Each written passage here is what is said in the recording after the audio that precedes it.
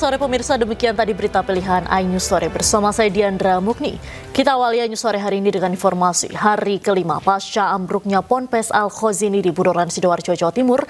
Tim SAR gabungan hingga Jumat siang berhasil mengevakuasi 3 korban dari balik reruntuhan bangunan.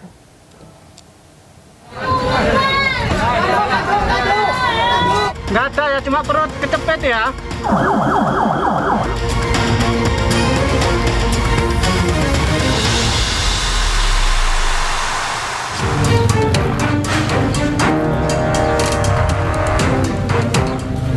Evakuasi korban bangunan ambruk di Pondok Pesantren Al-Khozini di Buduran Sidoarjo, Jawa Timur terus dilakukan tim SAR gabungan. Hari ini evakuasi mulai menggunakan alat berat. 5 unit alat berat jenis kren diterjunkan ke lokasi. Hingga Jumat siang, tim SAR gabungan berhasil mengevakuasi 3 korban dari balik reruntuhan bangunan. Evakuasi di sektor A2 atau di bagian belakang A2 di bagian tempat wudhu. Itu ada 2 di situ yang kami evakuasi, kondisi meninggal dunia, dan juga ada di sisi samping kirinya tidak jauh dari situ juga kami evakuasi 1. Ketiga korban langsung dievakuasi ke Rumah Sakit Bayangkara Polda Jawa Timur di Surabaya dengan ambulans. Evakuasi terhadap korban dilakukan dengan bantuan alat berat yang dihadirkan di lokasi runtuhan bangunan. Untuk mempercepat proses evakuasi korban ke rumah sakit, petugas menutup jalan utama menuju pondok. Hanya petugas dan tim ambulans yang boleh masuk ke lokasi Pondok Pesantren Al-Khozini. Dari Sidoarjo, Jawa Timur, tim liputan iNews melaporkan. 2 jenazah santri korban musola roboh di Ponpes Al-Khozini Sidoarjo tiba di Rumah Sakit Bayangkara Polda Jawa Timur. Jenazah datang bersamaan dengan ambulans berbeda untuk jalani identifikasi. 2 jenazah santri Ponpes Al-Khozini Sidoarjo yang meninggal dunia akibat robohnya musola tiba di Rumah Sakit Bayangkara Polda Jawa Timur. Keduanya datang dengan ambulans yang berbeda, yakni dari petugas, PMI, dan relawan. Polda Jatim jadi tempat identifikasi jenazah korban. Semua jenazah dibawa ke Rumah Sakit Bayangkara Polda Jatim untuk dilakukan identifikasi sebelum diserahkan kepada keluarga. Proses evakuasi terus dilakukan oleh Basarnas dan tim BPBD dan TNI Polri. Diduga masih puluhan korban yang tertimbun bangunan. Ini yang datang 2 orang. Ini nanti prosesnya seperti apa nanti? Teman-teman, ini prosesnya kan di sini tempat postmortem atau identifikasi ya, sama rekonstruksi. Nah, nanti setelah jenazah dari sana datang ke sini,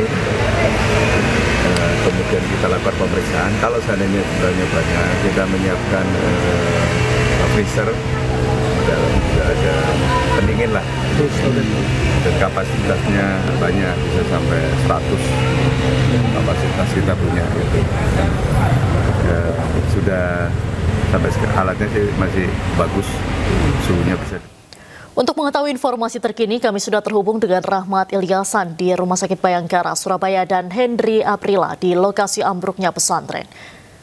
Kita akan bergabung dengan Rahmat Ilyasan terlebih dahulu dari Rumah Sakit Bayangkara. Selamat sore rekan-rekan. Rahmat, bagaimana jalannya proses identifikasi di sana? Apakah ada perkembangan terbaru?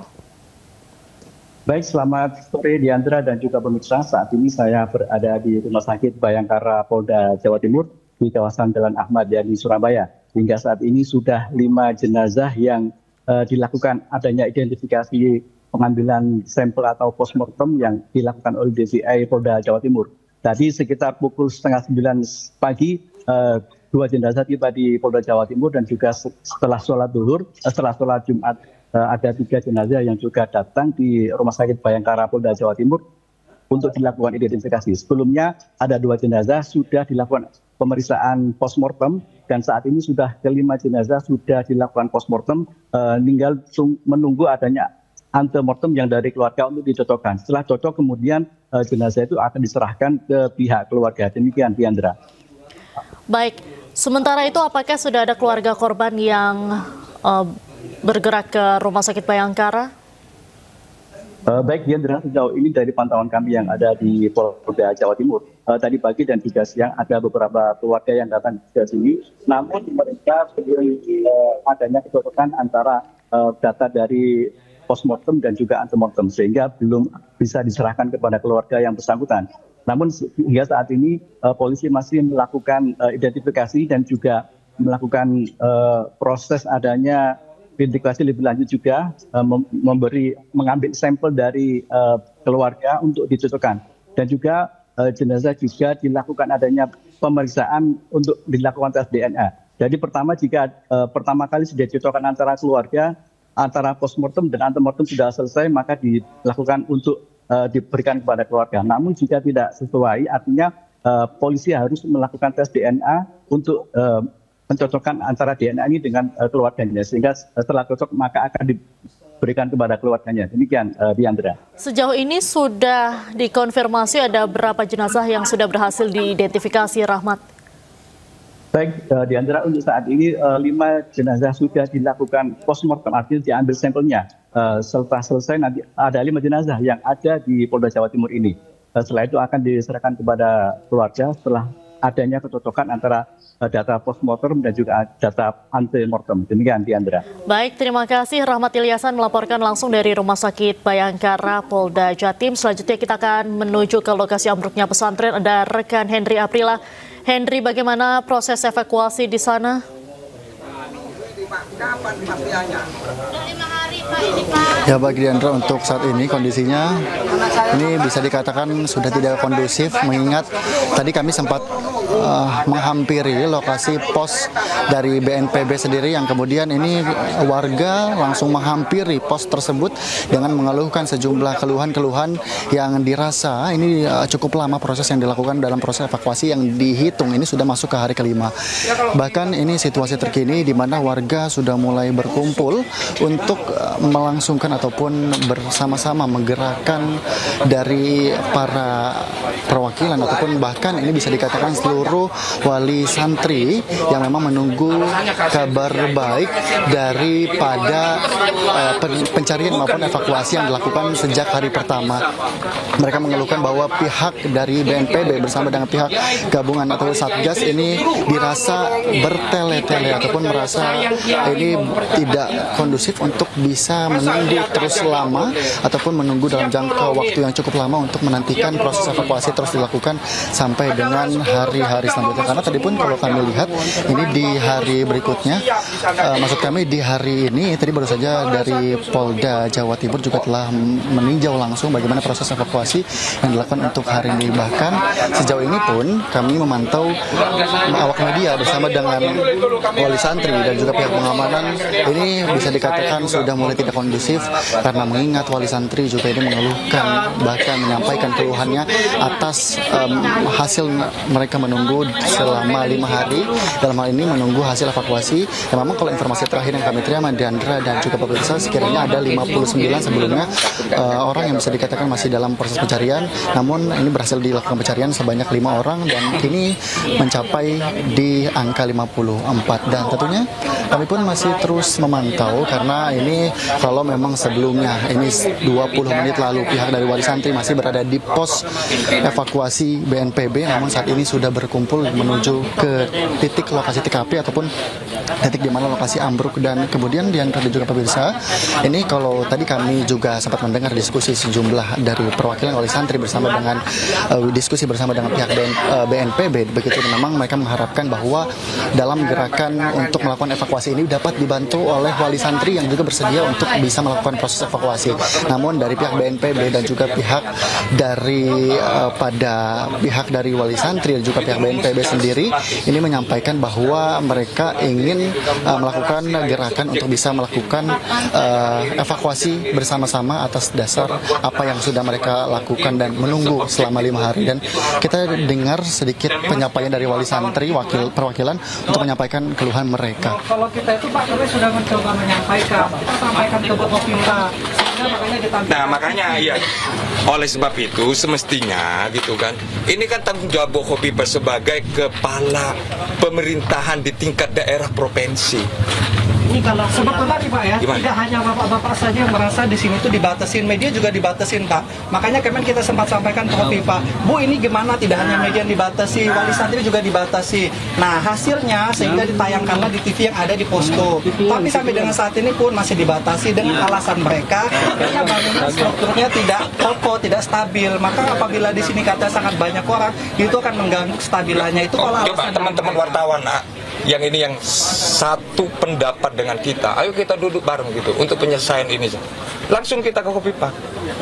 Gitu, ayo. Nanti kalau misalnya ada kunjungan Bu Hovifa lagi kita Jangan kunjung apa, kalau nunggu kunjungan jangan bisa kita datang ke sana. Ini udah kayak jam 12 Ayo.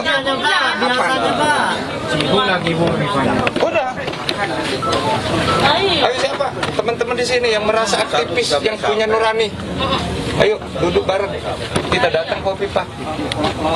Lemot Pak.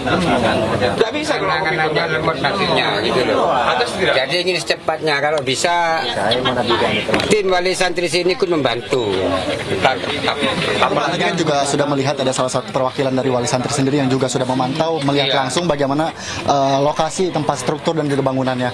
Apakah itu jadi hal yang juga membahayakan juga dari pihak wali santri, bagaimana Pak? Saya kurang tahu kalau terkait itu ya, tapi tadi ada wali santri yang menyampaikan setelah tadi malam itu sempat berhenti proses evakuasi, tapi setelah kemudian dilakukan desakan gitu kan oleh wali santri itu baru bergerak dan hasilnya pun juga maksimal gitu. Nah, ini kan pertanyaan ada apa gitu loh. Kenapa kemudian masih seperti ini gitu kan? Apa? Aduh ya Allah. Ini pertanyaannya gitu loh. Mereka serius atau enggak? Gitu loh.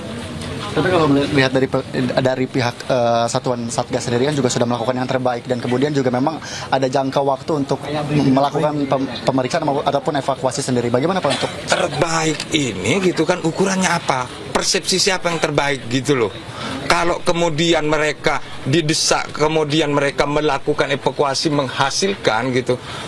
Terus kemudian mereka tidak didesak, kemudian mereka diam, kemudian mereka tetap mengatakan bahwa kami telah melakukan dan itu terbaik. Ini terbaik apa? Gitu loh. Terbaik ya. Orang yang kerja. Gitu. Terbaik itu ya memang melakukan evakuasi berdasarkan gitu ya kerja-kerja yang tepat, terutama ini pemerintah gitu loh. Coba Hovifa gitu kan mendatangkan tim ahli yang memang ya apa kerja-kerja apa ya pekerja yang profesional gitu kan. Gandeng dengan kampus atau apalah gitu yang memang cukup ahli di situ. Saya pikir ini apa ya? Ini kan bangunan kecil gitu ya. Baik, terima kasih Henry Aprila atas laporan Anda langsung dari lokasi ambruknya pesantren Al-Khozini di Sidoarjo, Jawa Timur. Kami terus mengharapkan Terima kasih Henry dan juga sebelumnya ada Rahmat Ilyasan. Terima kasih rekan-rekan, selamat sore, selamat kembali bertugas. Pemirsa, sementara itu Kapolda Jawa Timur mengatakan petugas masih fokus untuk mengevakuasi jenazah yang diduga masih tertimbun reruntuhan. Ada 3 klaster identifikasi korban yang ditetapkan, yaitu klaster santri, pegawai pesantren, dan pekerja konstruksi yang sedang bekerja saat peristiwa terjadi. Temukan. Tadi sudah kesiapannya dan sudah ada 5 jenazah ya yang sudah dilaksanakan dan kita tinggal nunggu hasilnya supaya ketahuan identitasnya. Dan di sana juga disiapkan 24 jam termasuk personil, peralatan dan sebagainya. Dan kemudian saya ninjau ke sini juga untuk melihat bagaimana teman-teman Basarnas sedang bekerja. Jadi kita fokus dulu untuk menemukan jenazah-jenazah yang dimungkinkan masih ada di reruntuhan. Jadi kalau kita sudah cek pendataan, seperti yang saya sampaikan tadi di teman-teman media yang di rumah sakit, bahwa di sini pun juga 3 klaster yang kami bagi nanti. Klaster dari santrinya sendiri, jumlah santri, jumlah pengurus pesantren, dan pegawai yang melakukan kegiatan renovasi pembangunan gedung. Nah, dari semua data yang ada, ini kami masih menemukan ada 58 ya awalnya yang belum ditemukan keberadaannya. Dan ini pun tadi pagi kan ada 5 ya yang sudah ditemukan. Dari 5 awal yang meninggal, ini 5 yang sudah kita temukan. Dan ini sedang berproses. Dan berprosesnya ini kalau kita lihat, rekan-rekan kan juga sudah melihat juga bagaimana puing-puing yang seperti ini. Ini tentunya tidak sembarangan. Sehingga di sini pun juga kita libatkan dari tenaga ahli mengenai konstruksi dan bangunan. Ini dari ITS, ini kita libatkan juga dari PUPR juga, semuanya yang mengetahui, sehingga pada saat melakukan pemindahan ini kita juga harus bisa lebih hati-hati karena di situ masih ada beberapa jenazah yang masih ada, dan ini pun sudah kita profiling tadi masih ada. Sedangkan untuk pengambilannya kalau kita tahu rekan-rekan dari proses kejadian di hari Senin sampai sekarang ini kan sudah melewati fase golden time yang 3 hari. Seperti yang kesepakatan dari teman-teman Basarnas, SOP-nya demikian, dan kemudian setelah itu kita lakukan pembersihan puing dengan alat berat yang ada. Dan ini mohon bersabar dulu sampai kita menunggu ditemukan semua dan selesainya pembersihan puing-puing. Karena ini juga sedang ditunggu daripada keluarga korban. Kami juga sudah menyiapkan posko yang di situ memuat data-data identitas daripada yang ada di lokasi bangunan pesantren. Baik yang sudah kembali ataupun sudah kita tempatkan di tempat yang aman dan yang sedang kita cari. Jadi kira-kira itu yang bisa sementara ini. Jadi yang penting sekarang ini adalah kita tetap fokus pada pencarian korban. Dan ini semuanya sedang bekerja. Jadi saya mohon sabar kepada rekan-rekan, sama-sama kita mengikuti. Mudah-mudahan ini bisa segera diselesaikan, menemukan keseluruhan yang hilang ini. Pak, tahap selanjutnya Pak, kegagalan konstruksi bagaimana Pak? Jadi nanti gini, ini kan harus dilihat dulu semuanya sampai awal. Dari proses yang jatuh ini sudah kita filekan, kita filmkan, kita ambil dokumentasinya. Dan ini kan harus sampai keseluruhan menyeluruh. Dan kami juga ada panduan dari teman-teman ahli bidang konstruksi. Jadi ini ada tahapannya dan harus sampai selesai sampai di bawah. Karena kan kita harus tahu konsep membangun itu kan tidak ujuk-ujuk dari atas, semua ada dari bawah dulu. Nah inilah yang harus kita lihat nanti. Tapi yang jelas tetap nanti akan melakukan kegiatan proses, tapi yang utama sekarang ini adalah masalah kemanusiaannya dulu, ya. Proses untuk mengusut siapa yang akan bertanggung jawab gitu Pak? Ya nanti dulu, kan ini kan belum selesai Mas. Ada unsur kriminalnya nggak Pak? Kenapa? Ada unsur kriminalnya nggak? Nanti kita lihat dulu dari proses ini. Kalau indikasi awal penyebab runtuhnya bangunan, indikasi awalnya gimana? Indikasi awal ya nanti dari teman-teman ahli yang bisa menjelaskan teman-teman. Jadi nanti kalau sudah ada kan penjelasan itu kan lebih valid karena dengan saintis ya Pak. Ya. Saat ini udah ada yang diperiksa Pak? Ya sementara belum. Orang semuanya lagi kubuk ini kok. Kalau dari pihak Konpesis tidak ada pemeriksaan sama sekali Pak? Sementara ini kan itu tadi pendataan dulu semuanya. Dan kita juga sudah melakukan kegiatan-kegiatan pendataan semua. Jadi teman-teman sabar dulu. Kita fokus dulu ya, kemanusiaan dulu. Kapan Pak mulai penyelidikan? Apakah menunggu semua korban selesai? Atau ya harus selesai dulu. Harus selesai dulu. Pendataan itu dari hari pertama sampai hari ketiga itu kan data simpang siur ya, apalagi tentang data dari pondok pesantren, berapa santri yang ada dan menjadi korban di bawah sana gitu Pak. Akankah ada catatan tentang itu Pak? Oh ya, dari awal kita sudah gabungan semuanya. Dari anggota saya juga melaksanakan kegiatan investigasi, pendataan dengan teman-teman dari BNPB. Ini semuanya sudah akhirnya muncul semua identitas dari situ. Ada yang pada saat itu ya namanya panik ya rekan-rekan. Mungkin ada juga yang langsung keluar kembali ke rumahnya atau keluarga yang terdekat. Ada yang mengumpul di area tempat yang aman. Nah, kita maklumin karena dalam situasi panik. Nah, kemudian baru setelah itu mulai dibuat data dengan dari data yang ada dari pesantren ini sendiri mengenai siapa saja yang menjadi santri, siapa yang menjadi pengurusnya, ataupun yang saya bilang tadi sebagai karyawan, sehingga bisa kita kumpulkan ini. Alhamdulillah sudah ada, tangan-tangan tinggal itu tadi yang tadinya 58 sudah ketemu 5 ya, jadi sekarang 53 kurang lebih yang sedang kita upayakan dicari. Jadi mohon sabar dulu, jangan ada kegiatan pertanyaan dulu yang lain supaya lebih fokus. Oke, terima kasih. Cukup ya. Membangun seperti apa, Pak? Ada keterangan santri yang ikut Ya nanti kan kita cek dulu, itu kan baru suara-suara. Cukup ya, nanti lagi ya, nanti lagi. Sampai kapan Pak? Sampai selesai, ini aja juga harus tidak bisa cepat ini. Kami juga menunggu semua. Ya, kita sabar, kita tunggu. Teridentifikasi bagaimana Pak? Ada nanti, datanya di posko. Oke. Terima kasih, Pak. Terima kasih. Tim Bidang Kedokteran dan Kesehatan atau Bidokes Polda Jawa Timur telah mengumpulkan data korban sebelum meninggal dunia di posko antemortem. Data tersebut diambil melalui keluarga korban, yaitu sampel DNA keluarga, ciri fisik korban, hingga barang milik korban. Kepala Bidang Dokpol Bidokes Polda Jatim Kombes Pol Kusnan menyebutkan pihaknya telah mengumpulkan data keluarga korban termasuk tes DNA. Hal ini untuk mencocokkan data korban jika nanti ditemukan dalam evakuasi dari tim Basarnas. Posko antemortem ini berfungsi mengumpulkan data dari keluarga yang merasa kehilangan anggota keluarganya. Data yang dikumpulkan meliputi identitas pribadi, ciri-ciri fisik, gigi, hingga foto terbaru korban. Data antemortem yang dikumpulkan dari keluarga korban tersebut nantinya akan dicocokkan dengan hasil pemeriksaan medis korban yang ditemukan. Data pribadi difokuskan untuk memastikan seluruh korban dapat terdata dan teridentifikasi secara akurat. Himbauan saya pada keluarga yang merasa kehilangan anaknya mondok di sini, yang pertama segera lapor.